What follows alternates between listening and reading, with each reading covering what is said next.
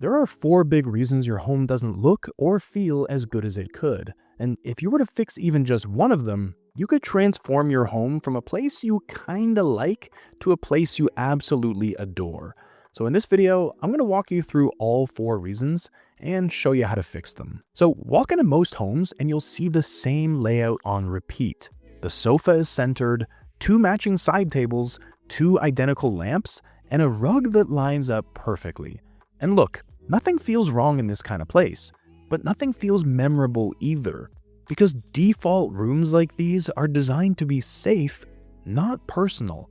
The symmetry feels organized, and the matching sets feel foolproof. But when everything follows the same formula, the room has no hierarchy and nothing is leading the space. So the fix isn't to make your home wild or chaotic, it's to break one default rule on purpose. Pick one place in the room where you stop mirroring and make one side do a different job. For example, if your sofa is centered with matching end tables and matching lamps, keep one side exactly as is, but on the other side, remove the table and lamp and replace them with one tall anchoring piece, something at least shoulder height, so that could be a bookshelf, a tall cabinet, or a floor lamp. Now the room has some direction. One side supports and the other side anchors, and suddenly it feels designed without buying a whole new room. Or what if your sofa, chair, and coffee table all match, with the same finish, same height, and same overall vibe? Well, if that's the case, your room definitely feels like a furniture showroom, which is not a compliment. So if you want to fix this but you don't want to break the bank, keep most of your existing setup and just swap out one piece. For example, replace the coffee table with something that contrasts the rest of the furniture, which could be something heavier or lower, something older like a vintage piece, or something that's a different shape. And assuming your room is a little less extreme than this one, that one change will have a big impact. And the same principle applies to corners, which are one of the most commonly neglected parts of a room, because most corners are either empty or they're filled with something too small to matter. So you want to close the room off with a vertical element, a tall plant, a tall shelf, or a large piece of vertical art hung with the center at eye level. And by the way, all 3 examples I just gave you work for the same reason: hierarchy. One element leads and everything else supports. And when you break one default rule on purpose, the room stops feeling generic and starts feeling like it was designed from the ground up. Now, once you stop doing the default layout thing, your room usually looks better, but it still doesn't feel finished. And often, the invisible reason for that is that everything is from the same era. I mean, you see it all the time. All modern farmhouse, all mid-century, all minimalist, or all brand new. It's overly coordinated and so nothing clashes, but it also feels weirdly lifeless because nothing in the room has a different timestamp. And so that's how you get a room that looks like it was assembled in an afternoon, not collected over time. And that's just not the way rooms are meant to be designed. Because look, choosing one style makes sense. It feels like a shortcut to cohesion. But when everything matches the same era, the room loses its depth and just starts to feel fake. So the fix isn't to mix everything, it's to introduce 1 or 2 pieces that break the standard timeline. So let's use this living room as an example because it's doing the mixed eras thing really cleanly.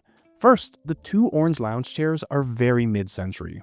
Low profile, angular shape, and visible wood. They're the personality pieces in this room. And then right next to them, you've got the 2 boucle chairs, which are rounded and plush. And that's a very current look, and it immediately tells your brain that this room is not stuck in 1955. Then the white sofa is simple and modern, and that's important because it acts like a neutral bridge between the chairs, and it doesn't compete for your attention either. Instead, it just steps back and lets the other pieces shine. And then look at the room itself. Exposed beam ceiling, plaster fireplace, and these nice big windows. That architecture is older and more traditional, so it gives the whole space a foundation before the furniture is even set. So you've basically got traditional shell, plus mid-century statements, plus contemporary comfort. So nothing is trying to match perfectly, but everything makes sense together because each piece has a role. The architecture grounds the room, the orange chairs add character, The boucle adds softness and modernity, and the sofa keeps things clean and livable. And that's why it feels collected instead of staged. But bedrooms can be even bigger culprits when it comes to sticking with a single style, because the easiest thing to buy is the bed with 2 matching nightstands and 2 matching lamps. And again, nothing's wrong with that. It just makes the room feel like it was ordered as a set. Clean, coordinated, and kinda boring. So here's the better move. Keep the bed as your anchor and let the 2 sides be slightly different on purpose. For example, you can keep one nightstand simple and modern, and then on the other side, use something from a different era, like a small vintage chest, a more traditional table with turned legs, or a mid-century nightstand in a warmer wood. And then do the same with lighting. One side can have a classic table lamp in a soft shape, while the other side can be a bit more modern. Something like an art-inspired lamp, a really nice wall sconce, or something with a slimmer silhouette. And this works because your bed stays the obvious focal point, so the room still feels cohesive, but the mismatched pieces add that missing layer that gives the room some visual interest. And if you're nervous about things looking messy, here's a guardrail that'll keep you on track.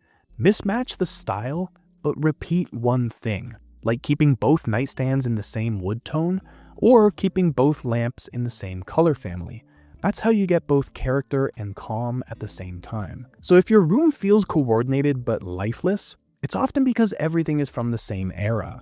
But if you add in 1 or 2 pieces with a different timestamp, suddenly everything feels a whole lot more authentic. Now, by this point, your room will usually look right.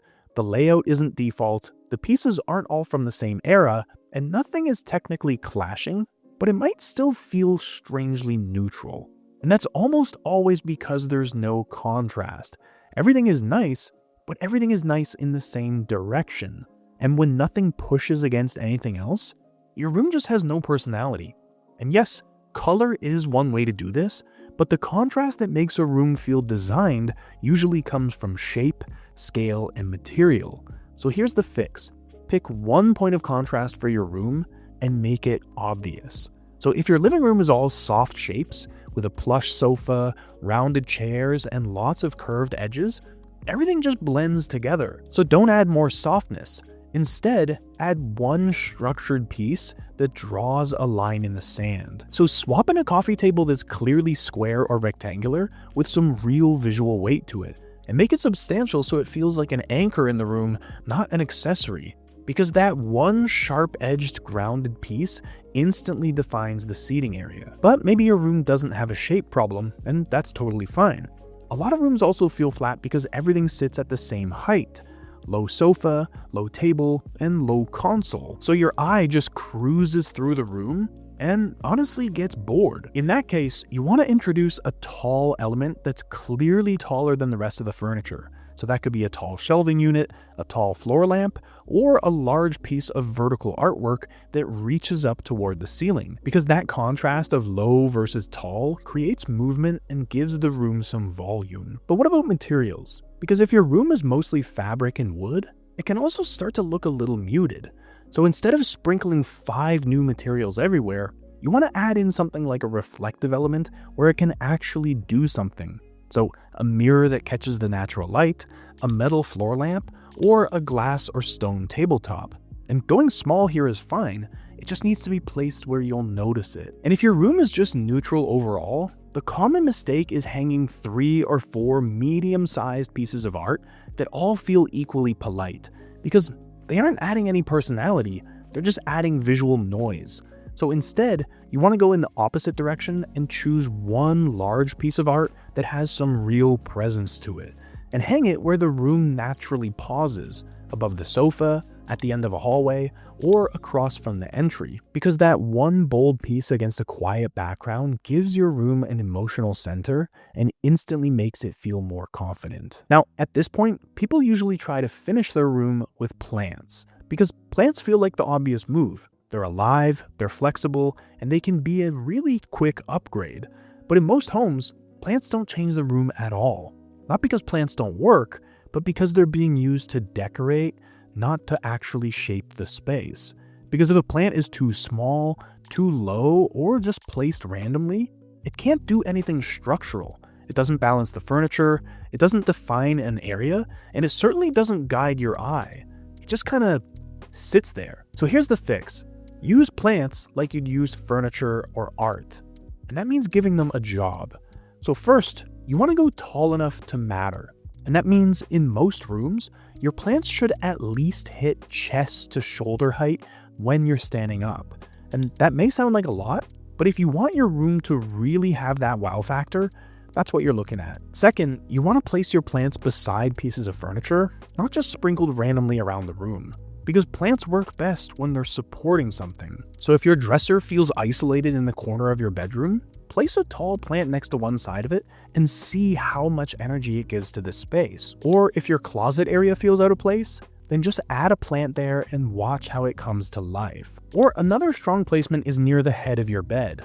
Not centered, but off to one side. So if one side of the bed feels heavier because of a nightstand, a lamp, or some kind of wall feature, then put a plant on the floor on the other side. You want to make it tall enough to rise above the mattress line and fill that empty wall space so that the bed feels well grounded in its place. And plants also work well when they replace something that isn't pulling its weight. So if you've got a stool, a basket, or some other little object on the floor that isn't really doing anything, remove it and put a plant there instead. Because a single tall plant can do so much more in shaping a room than a bunch of small decor that's all scattered around. And here's one more option for you. A cascading plant on a shelf or cabinet that adds some softness and breaks up all the straight lines. You just don't want to overdo this. One per room is plenty, so it doesn't feel like you're living in an unruly jungle. But when you use plants structurally like this, your room truly comes alive. So if you want to dive deeper into how to use plants in your home, I've got two things for you: the Roots framework and my interactive plants tool based on that framework. The tool allows you to upload a photo of your room and instantly get back images of it with the right type of plants to give your room that extra pop. I'm going to open up access to both of them very soon, so make sure you're on my email list so you know as soon as they're available. So click the link in the description or just go to 5by9.co. And by the way, if you're ready to take the next step in creating a home that both looks and feels amazing, what you really need is a system. A system that prevents you from overthinking, eliminates expensive mistakes, and gets you taking action so your home reaches its true potential this year. So watch this video next to learn that system and achieve your dream home in record time. I'll see you there.